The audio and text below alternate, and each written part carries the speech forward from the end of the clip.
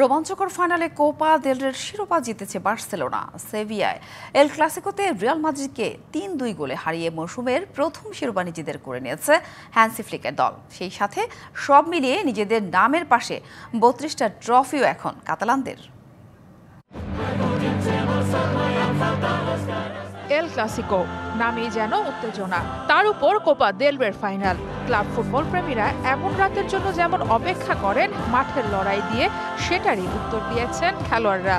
রোমাঞ্চ ছড়ানো এক ফাইনালের পর শেষ হাসিটা কাতালানদের, কেননা ২০২১ সালের পর কোপা দেল রের শিরোপাটা আবার নিজেদের করে নিয়েছে স্প্যানিশ জায়ান্টস। সব মিলিয়ে বার্সেলোনার ট্রফি এখন ৩২টা।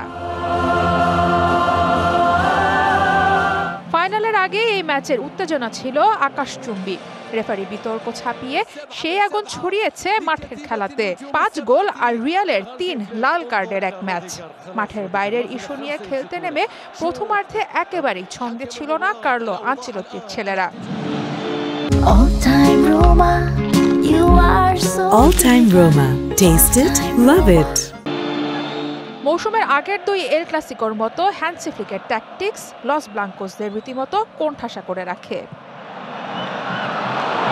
ফলশ্রুতিতে ২৮ মিনিটেই লিড নেয় কাতালানরা। পেদ্রির অসাধারণ এক গোলের সেই লিড বার্সা ধরে রাখে ম্যাচের ৭০ মিনিট পর্যন্ত। প্রথমার্ধে ৭টা শট নিলেও সফল হতে পারেনি রিয়াল। সেকেন্ড হাফে এমবাপ্পেকে মাঠে নামান আনচেলত্তি। এরপরই নিজেদের ঝলক দেখায় রিয়াল। ফ্রি কিক থেকে এমবাপ্পের গোলে সমতায় ফেরে তারা। ৮ মিনিটের ব্যবধানে চুয়ামেনির স্কোরে লিড চলে যায় লস ব্লাঙ্কোসদের কাছে। সাথে সাথেই উল্লাসে ফেটে পড়ে গ্যালারির হোয়াইট আর্মি। তবে ম্যাচটা যে এল ক্লাসিকো।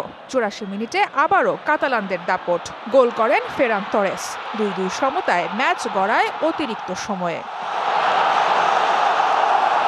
১১৬ মিনিটে রিয়ালের শিরোপার আশা ধুলোয় মিশিয়ে দেন বার্সা ডিফেন্ডার জুলস কুন্দে।